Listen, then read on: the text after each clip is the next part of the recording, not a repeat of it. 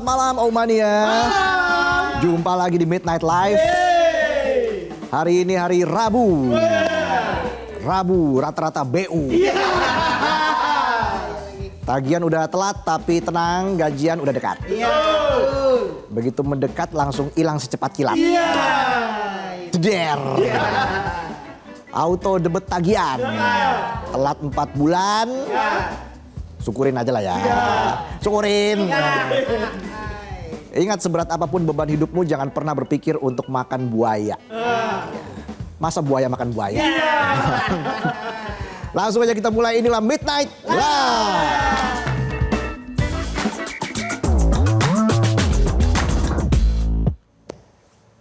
Berita malam ini kita akan bahas soal sosok baru yang lagi ramai diperbincangkan publik.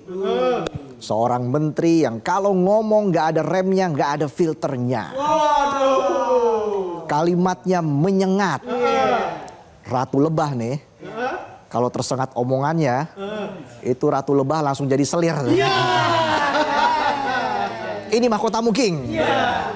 Dalam suasana pemerintahan yang sering serba jaim, banyak pencitraan dan penuh kata-kata manis, lebih manis dari gula sakarin. Manis banget. Kehadiran sosok satu ini jadi angin segar buat banyak orang. Udah kayak AC di ruang sauna. Bikin gak gerah. Iya. Jadi nggak gerah kan? Iya. Masyarakat mulai merasa mungkin udah saatnya ada pejabat yang berani ngomong terus terang. Terang terus. Terang. Kayak iklan. Iya. Meski kadang bikin kuping pengang. Dan itu semua terlihat dari sosok Purbaya Yudi Sadewa, Menteri Keuangan baru di Kabinet Presiden Prabowo Subianto. Wih, mantap. Jadi kehadiran Purbaya Yudi Sadewa yang resmi jadi Menteri Keuangan sejak 8 September 2025 jadi meta di Kabinet Presiden Prabowo. Wih, Meta. Udah kayak hero baru di Mobile Legend. Benar. Baru rilis langsung OP. Overpower. Keren bro. Nggak perlu skill ulti, auto victory. Triple kill.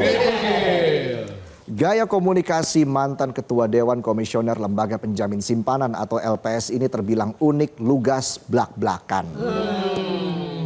Dan gak kayak pejabat pada umumnya yang kalau ngomong sukanya muter-muter kayak Google Map hilang sinyal. Bikin nyasar. Iya. Bikin nyasar. Untung bos gue yang ngomong.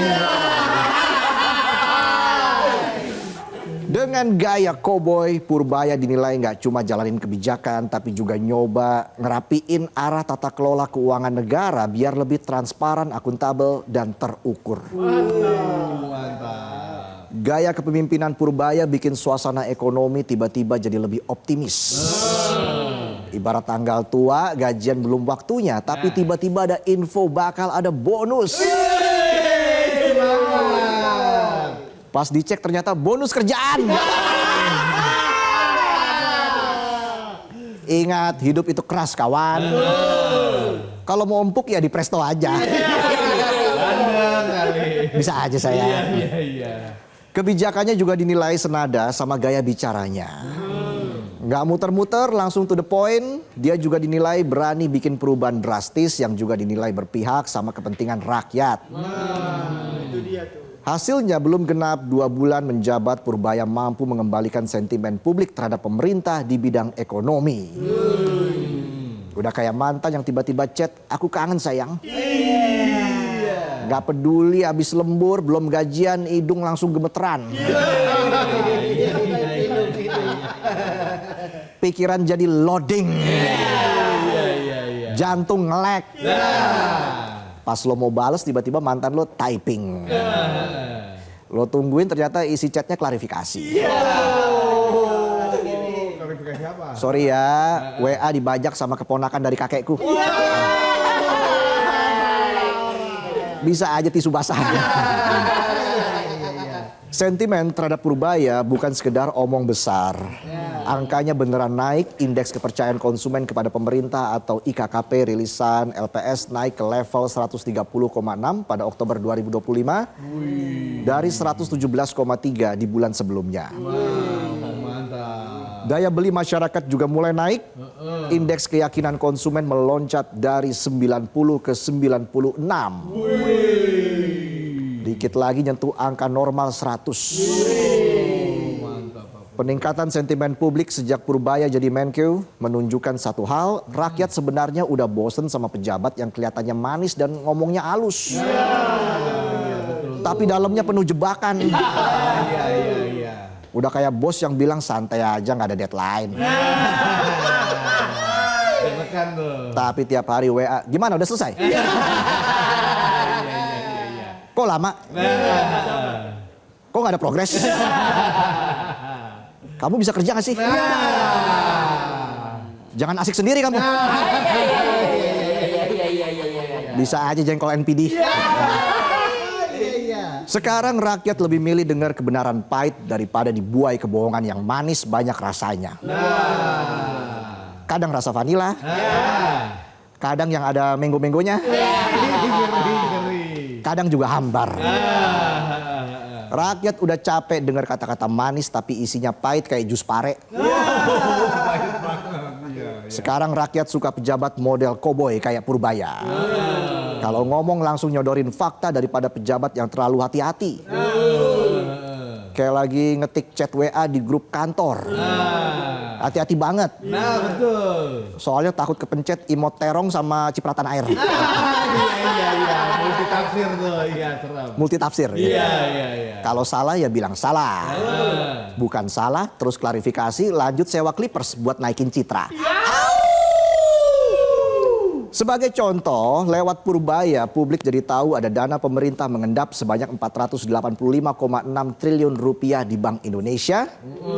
Dan 200 triliun rupiah diantaranya sekarang udah dikucurin ke perbankan. Mantap. Nggak cuma itu, lewat Purbaya juga kebongkar ratusan triliun dana Pemda yang nganggur di bank. Udah kayak duit kas RT bilangnya buat outbound.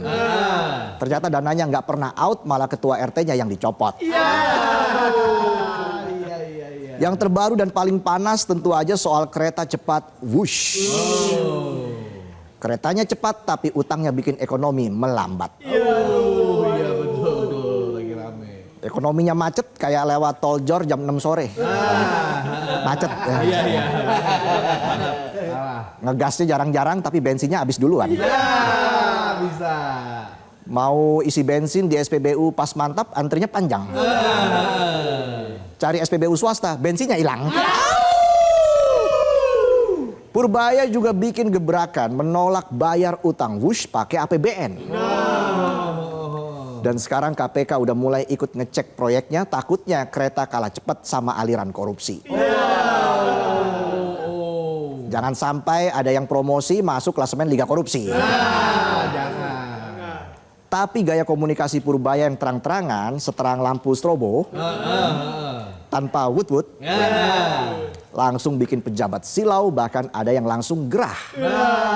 Bener tuh. Contohnya Gubernur Jawa Barat Deddy Mulyadi terkait adu data Purbaya versus Deddy Mulyadi soal dana 4,1 triliun rupiah yang mengendap di Jawa Barat berhasil bikin KDM kerepotan. Ibarat konten kreator biasa lihat data viewers YouTube, sekarang dipaksa lihat data anggaran daerah nyangkut. Dicek di YouTube Studio nggak ada, dicek di TikTok Analytics juga nggak ada. Akhirnya tanya sana sini, bisa sekalian jadi konten. Tapi ada baiknya juga. Gebrakan Purbaya dan datanya akhirnya mampu membuat KDM sibuk bikin banyak klarifikasi secara substansi daripada bikin kebijakan yang kadang bikin bingung sendiri. Viral tapi nggak substansial. Ini baru kerja gubernur, sibuknya beneran buat urus anggaran daerah. Betul, harus gitu. Kini gubernur yang punya jutaan subscriber itu jadi sibuk mengecek dan menyinkronkan datanya ke Kementerian Dalam Negeri serta memerintahkan jajarannya membuat laporan keuangan setiap hari. Merepotkan memang, tapi demi transparansi ya harus dilakukan. Harus dong. Apalagi ini berkaitan dengan kesejahteraan rakyat. Sepakat. Selain itu, gaya komunikasi Purbaya yang terlalu terang kadang malah bikin kuping pejabat lain perih. Di jajaran kabinet aja sudah mulai ada gesekan halus. Halus. Gesekan halus jangankan di kalangan pejabat. Penonton. Kena lagi. Tanggal-tanggal segini juga sering kejadian gesekan halus. Gimana tuh? Gesekan halus di paha sambil senyum-senyum. Minjem gocap. Ujungnya ngutang lagi. Benar. Sejumlah kritik ke Purbaya datang silih berganti. Salah satunya dari Hasan Nasbi, mantan Kepala Kantor Komunikasi Kepresidenan. Kalau Anda lupa siapa Hasan Nasbi, saya ingatkan lagi. Ia dulu pernah nyaranin kepala babi yang dikirim ke jurnalis Tempo, dimasak aja. Oh, yang itu ya. Kritik komunikasi yang dibuat Hasan ke Purbaya ibarat temen yang tiap hari main padel tapi tiba-tiba jadi coach tenis. Bukannya bisa mabar malah ambiar. Beda level. Gue servis juga loh. Jadi Hasan Nasbi yang sekarang mendapat jatah kursi komisaris Pertamina mencoba membahas gaya komunikasi publik Menkyu Purbaya selama 14 menit dalam kanal YouTube-nya. Oh, bikin konten. Kontennya berjudul Purbaya Beda Orang Beda Gaya. Ya namanya juga konten. Judulnya clickbait, bikin penasaran. Isinya ada kritikan, ada harapan. Harapan dilihat atasan. Biar dapat jabatan. Bisa aja kilang etanol. Hasan bilang kalau gaya komunikasi Purbaya itu kesannya bisa merusak soliditas internal pemerintah. Hasan juga bilang kalau Purbaya mau koreksi atau kasih kritik ke kementerian lain jangan di depan umum. Tapi dilakukan di ruang tertutup. Gitu salahnya. Lah kalau semua harus tertutup itu mau ngurusin rakyat apa ngurusin aurat? Lagi pula kalau semuanya dilakukan di ruang tertutup nanti jadi fitnah. Betul. Masyarakat bisa curiga. Ngobrol tertutup itu lagi benerin kebijakan. Apalagi deal-dealan. Iya, bisa. Intinya di samping banyak yang menunggu-nunggu ujaran tajam Purbaya, mungkin juga ada yang pengen Purbaya bungkam. Jangan dong. Ya mungkin maksudnya khawatir gaya dan lontaran belak-belakan Purbaya lama-lama bisa jadi bumerang buat Purbaya sendiri. Oh iya benar. Selama itu fakta dan sesuai data nggak masalah. Betul. Atau jangan-jangan banyak yang takut kalau praktek gelapnya jadi kebongkar. Bisa. Ya nggak tahu saya kok nanya saya. Karena itu Purbaya harus bisa membuktikan kalau gaya ngomongnya yang pedes itu nggak cuma ramai di berita tapi harus ada hasilnya. Iya. Selama ia tetap transparan dan ngomong pakai data dan nggak nabrak etika, publik bakal tetap di pihaknya. Publik akan tetap menanti sengatan-sengatan selanjutnya dari Menteri Purbaya. Iya, betul. Tapi juga harus diingat ada janji dalam setiap sengatan Purbaya. Dan nanti rakyat pasti bakal menagih realisasinya. Iya, pasti. Jangan kayak gebetan toksik. Gimana? Janjinya mau berubah ternyata cuma ganti gaya. Gaya rambut. Dan dalam pemerintahan tanpa oposisi ini, Purbaya menjelma menjadi suara kritis yang bisa menyentil para pemimpin mulai level nasional hingga daerah buat kerja beneran. Bukan cuma gunting pita sama cari angle kamera buat pencitraan. Iya, bagus. Jadi gaya komunikasi Purbaya sebenarnya nggak masalah. Yang masalah itu ego, narsisme, dan keserakahan politik. Betul. Karena kalau tiga itu udah nyatu dalam diri pejabat, hasilnya bukan kemajuan negeri, tapi jadi dramaturgi. Dramaturgi. Iya, nggak bisa habis. Catat, kesantunan yang membalut kemunafikan tidak lebih baik dari gaya ceplas-ceplos yang fokus ingin bekerja bagi rakyat. Oh, betul. betul. Pada akhirnya rakyat gak butuh pejabat yang banyak janji tapi minim bukti. Yang kerja cuma kalau kamera nyala, habis itu hilang kayak sinyal wifi gratisan. Iya. Rakyat gak minta pejabat yang sempurna, cuma minta yang beneran kerja. Sepakat. Bukan yang tiap hari drama buat naikin citra. Rakyat kita ini lapar kesejahteraan, tapi kenyang lihat pejabat pencitraan. Oh iya, jangan dong. Ngomong kesana kemari minim realisasi, cuma strategi buat amanin kursi. Aduh, jangan. Jadi buat semua yang lagi pegang kuasa, nggak masalah ngomong belak-belakan asal sesuai data dan fakta di lapangan. Betul. Jangan takut pakai gaya komunikasi dar-der-dor asal kinerja nggak kendor. Iya. Tapi takutlah kalau sudah dicap koruptor. Betul. Rakyat tidak akan ingat seberapa manis kata-kata Anda, tapi yang lebih penting seberapa berdampak yang kalian kerjakan untuk negara. Itulah tadi sajian pembuka kami di Midnight Live. Kami akan kembali dengan sejumlah informasi lain. Dan juga ada bintang tamu hari ini yang tentunya akan menghibur para penonton di studio. Dan juga para Aumania dimanapun Anda berada. Kita jeda dulu, kami akan kembali saat lagi. Tetaplah di Midnight Live.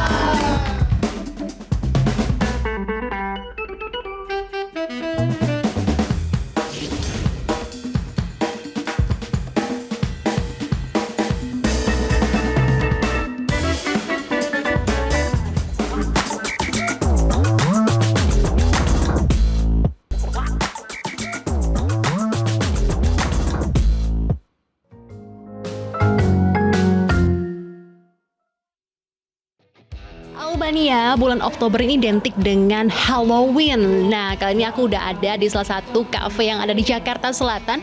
Dan di sini bukan hanya makan dan minum aja, tapi ada pengunjung yang mengenakan berbagai kostum yang serem-serem dan juga tematik.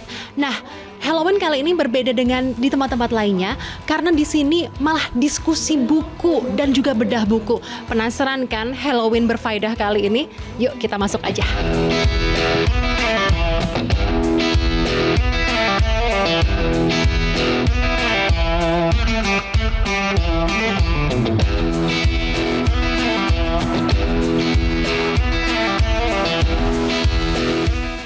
Nah, Mania, kali ini aku udah ada di Taksubu Cafe yang ada di Cipete, Jakarta Selatan. Dan di samping aku ini ada founder dari Taksubu Cafe, Awi Chin. Halo, selamat malam, Awi.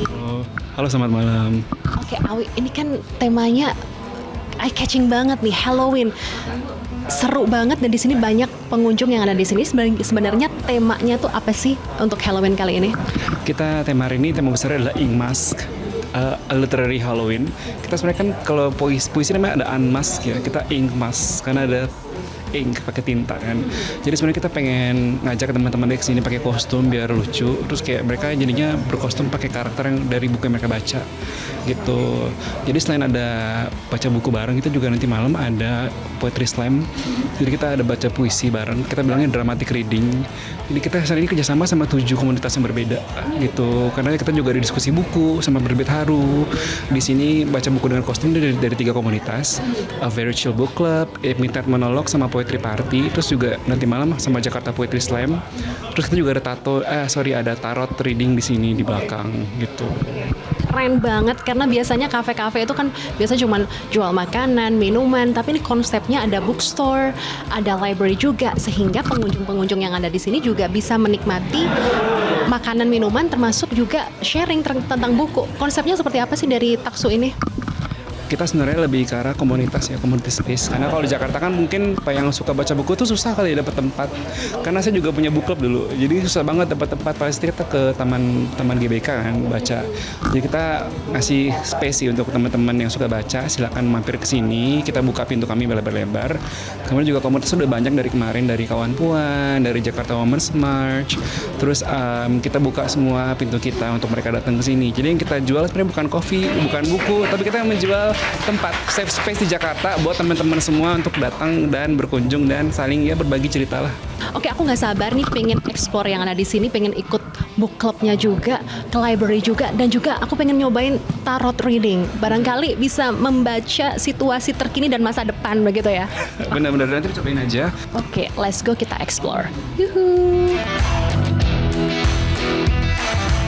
Seru-seru banget nih acara Halloween di sini. Selain mereka pakai kostum tematik, banyak kegiatan berfaedah yang kita bisa ikutin. Seperti book club yang tiap pengunjung bisa ceritain buku yang udah dibaca, book discussion, poetry on the spot atau baca puisi, sampai tarot reading. Aku mau cobain tarot reading buat bacaan situasi terkini. Kali aja bisa tebak-tebak berhadiah.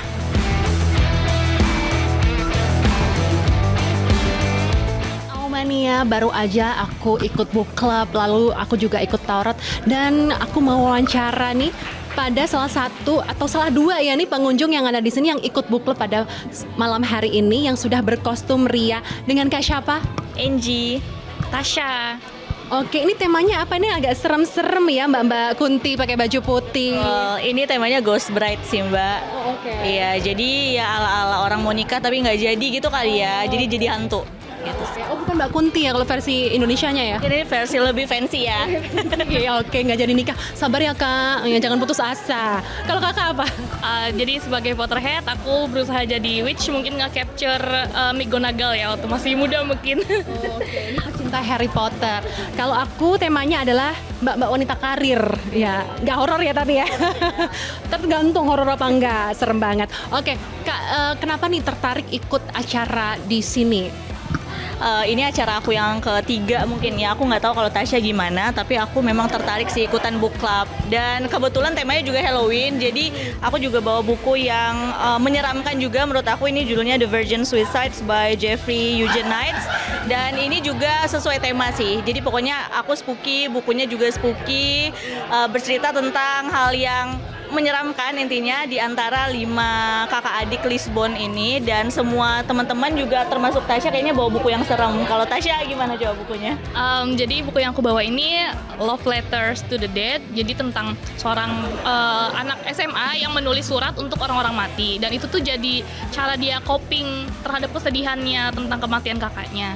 Dan menurut aku itu juga termasuk horor ya, kayak menghadapi kehilangan dan di lingkungan baru karena dia kan anak baru banget masuk SMA nih gitu, dan menghadapi keluarga yang juga agak disfungsional gitu. Jadi menurut aku itu juga bentuk horor gitu.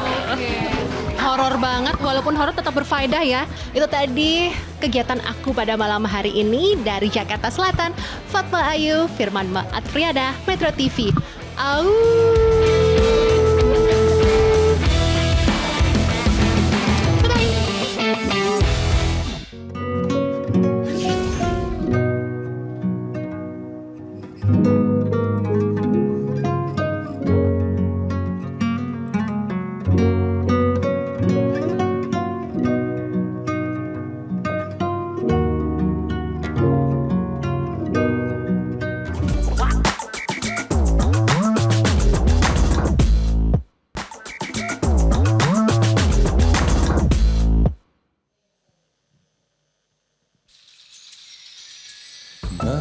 Masih teringat jelas masa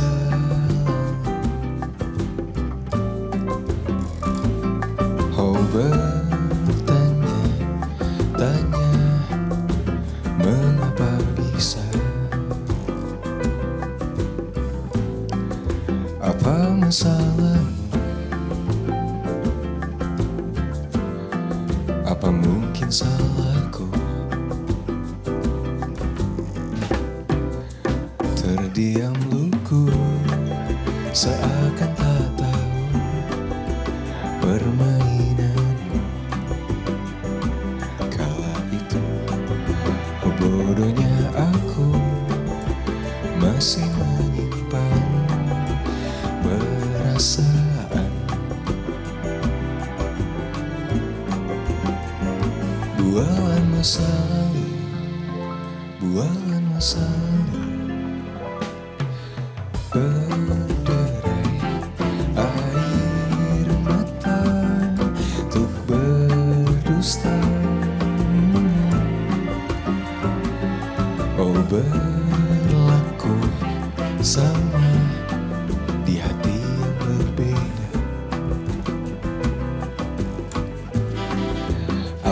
Apakah kau tahu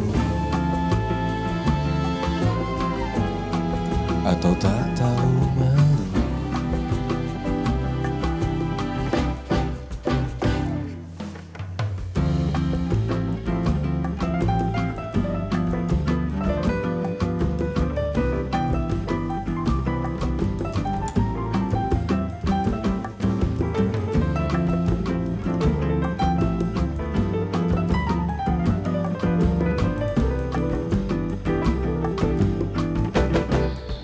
Terdiam luku seakan tak tahu permainan.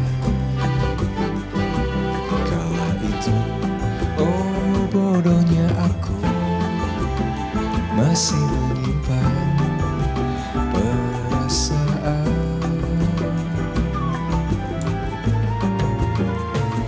Bualan masa lalu, bualan masa lalu. Two, three.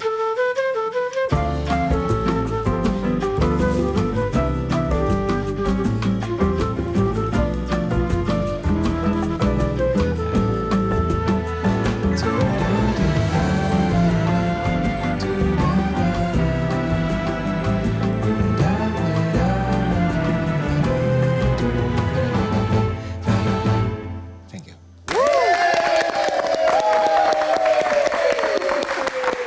JJ, selamat datang JJ di Midnight Live. Silahkan Makasih duduk. Ya bisa kita juga. Cuma suaranya memang lembut banget ya. Ngebas gitu. Kalau lagi teleponan sama cewek, ceweknya tuh bisa kelepek-kelepek. Pernah kayak begitu, ceweknya kelepek-kelepek abis teleponan sama kamu? Sayanya kelepek-kelepek. Oh iya. Waktu itu gimana ngobrol sama cewek di telepon kira-kira? Misalnya lagi ngerayu cewek nih. Cuman kayak, halo kamu lagi ngapain gitu. Cuman kayak gitu doang. Kalau ngerayu sih jarang sih mas. Jarang ya. Ya. Sukanya dirayu ya. Aduh. Oh. Ini asik banget kayaknya. Tapi JJ, nama panggungnya Aku JJ. Aku JJ. Kalau boleh tahu nama panjangnya? Muhammad Zaidan Hasan Mubarak Mustaqim Firdaus Al-Ghazali Al-Hasan bin Ahmad Qadir Al-Husain. Oh iya. Iya. Numpang. Coba saya catat dulu coba. Udah bener JJ. JJ. Iya. Sejak kapan JJ mulai bermusik atau inget nggak momen pertama kali kamu masuk ke industri musik tanah air? Ingat karena waktu itu sempat nge-cover ya, nge-cover lagu orang terus di sosial media, tepatnya di TikTok. Dari tahun 2019 sampai tahun 2020 tuh di situ. 2020 udah mulai akhirnya ditarik sama salah satu manajemen yang berhasil mengkolaborasikan saya dengan Faris RM. Wih, Gitu. wow, sempat nge-cover lagu orang gitu ya? Iya, sempat cover lagu orang. Pernah nggak dapat pujian atau justru ditegur sama yang punya lagu? Kalau kalau ditegur sih alhamdulillahnya belum pernah. Gitu. Alhamdulillah juga banyak dapat pujian juga. Wih, keren. Alhamdulillah. Tapi bener nggak dulu mengawali karir sebagai pengamen? Bener. Kapan itu, usia berapa? Kalau jadi pengamennya sih kelas 6 SD. Kelas 6 SD udah dieksploitasi. Hah? Enggak ya? Enggak. Awalnya gimana kok bisa kepikiran jadi pengamen kelas 6 SD? Gara-gara gaul sama teman-teman juga yang kebetulan pengamen kan. Oke. Belajarnya tuh kelas 4 SD waktu itu, tapi masih belum berani lah. Karena masih Belajar musik, alat musik? belajar ukulele waktu itu. Oh, iya, sama ukulele. temen. Nah, Oke. dung, gitu. Tapi beda. Suara cempreng saya. Gitu ya, jadi dari ukulele langsung belajar nyanyi. Langsung belajar main gitar waktu itu. Main gitar. Main gitar diajar, belajar sendiri main gitar waktu itu. Dia kebetulan pas lagi pengen belajar sendiri, ada temen yang bisa main gitar, belajar sama temen juga gitu. Kalau belajar main futsalnya kapan? Suka olahraga nggak? Olahraga suka. Oke. Suka olahraga kayak main game. Oh iya. Iya, Benar, e-sport. benar. Iya. Sempat ikut e-sport juga waktu itu. Oh iya? Iya, nyari inilah uang jajan juga gitu. Wih, keren. Dulu sempet juga ngeband di kafe. Oh iya, sempat ngeband di kafe. Katanya pernah diusir. Kamu. Kamu iya pernah di Bener? kafe di daerah Jakarta Selatan. Kenapa? Gitu. Entah mungkin karena ada yang nggak suka mungkin ya dari tim reguler lain ataupun mungkin dari si manajemennya sendiri juga mungkin karena keseringan juga gitu. Oke. Sampai diusir tuh pelan-pelan gitu loh. Dari yang kayak dibayar dari 250.000 turun dari 250.000 turun ke 200, turun ke 150, 100, 50, habis itu 50.000, habis itu nggak ada, dikasih makan doang, dikasih kopi, akhirnya dikasih kopi doang, akhirnya kasih air putih doang. Iya, nggak mau pulang, nggak mau pulang, tetap kekeh aja gitu sampai nggak dapat apa-apa, tetap nyanyi sampai akhirnya di kick beneran. Kayak penonton nih tiap hari dibikin gak nyaman ya. Hah? Tapi datang terus. Salut saya memang. Kalian memang Ultraman. Ya. Swatch.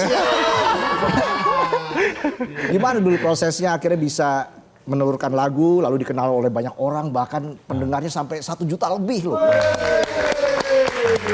Itu gimana prosesnya? Apa yang bikin kamu merasa bangga dan puas ya pastinya dengan pencapaian saat ini?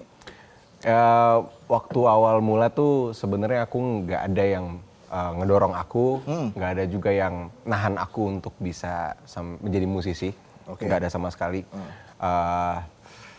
Yang ngebuat aku jadi bisa bisa serius itu sebenarnya karena udah sayang sama usaha juga sih, usaha nge-cover itu sampai akhirnya aku ditarik sama manajemen dan kala itu aku nggak tahu, waktu itu kan nggak tahu Faris RM itu siapa. Iya.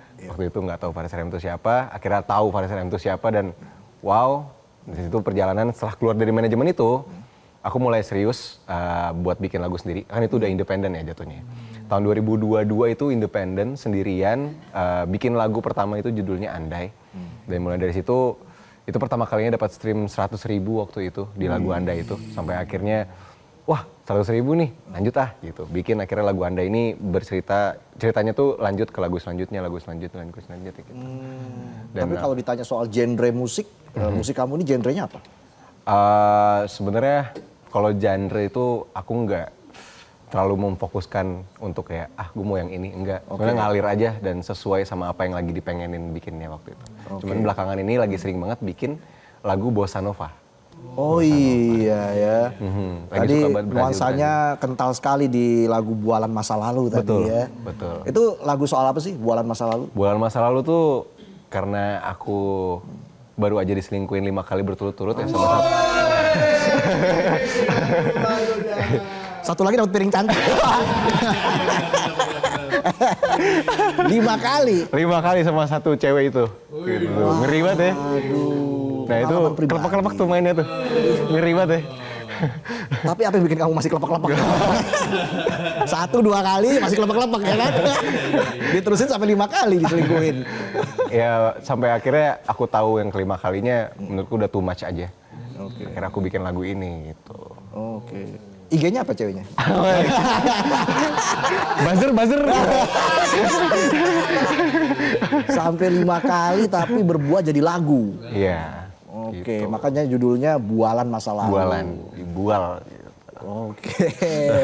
Nah, untuk single yang terbaru, Lihat Kebunku. Lihat Kebunku. Sepertinya nuansanya sangat berbeda nih. Sangat berbeda. Apa yang paling berbeda? Dari aransemennya, mungkin instrumennya yang ada di dalam mungkin agak masih sama-sama Bualan Masa Lalu. Tapi secara notasi, secara mungkin genre juga berbeda jauh gitu. Kalau ini lebih ke pop gitu. Oke. Gitu. Kalau itu yang bossa nova pop gitu. Kalau ini pop tok gitu.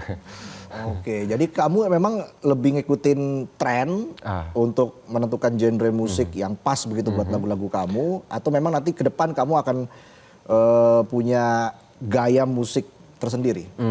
Kalau Lihat Kebunku sendiri sih mungkin karena berangkatnya dari lagu anak kecil ya, gitu. Karena ada temenku A&R dan juga produser namanya Henrico Christiansen yang ngikut berkontribusi di karya Lihat Kebunku ini. Gara-gara dia lagu Lihat Kebunku ini ada sampai akhirnya nge-trigger aku untuk bisa bikin liriknya. Oke. Karena sempat kan izin sama keluarga ahli waris Iya, pencipta lihat kebunku ini nggak dapat izin gitu. Oke. Jadi aku udah nyiapin plan kedua untuk liriknya gue ganti sama lirik buatan sendiri. Apa yang menjadi harapan terbesar kamu ke depan? Let's say 5 tahun ke depan, apa yang paling kamu dambakan? Dambakan. Iya. Aku pengen semua teman-teman se-Indonesia ini merasa ditemani oleh karya saya sendiri gitu. Oke. Pengennya karena dari saya sendiri pun mungkin tahu ya rasanya nggak ditemenin ataupun nggak ada ruang untuk bisa ngebuang sisa-sisa hidup yang sebenarnya harusnya dibuang gitu. Tapi karena nggak ada tempatnya, jadi dipendam gitu kan nggak enak gitu. Jadi aku harap laguku ini jadi tempat ataupun jadi solusi orang-orang untuk bisa ngebuang semua masalahnya, ngebuang semua capeknya untuk bisa mau ditemenin sama lagu-laguku gitu. Iya, apalagi temenan sama temen yang toksik. Ya. Tinggalin aja lah. Ya. Iya kan? sering punya temen yang toksik, sering ya? Yang temen ada, yang temen ada, yang pacar ada, semuanya ada. Gitu. Tapi pasti ketemu lah ya, Pasti ketemu. buat pelajaran hidup, pengalaman. Itu, buat karya-karyanya JJ selanjutnya. Buat teman-teman yang toksik, mantanku yang toksik, jangan lupa dengerin laguku ya. Kalau emang udah jauh, masa iya nggak penasaran?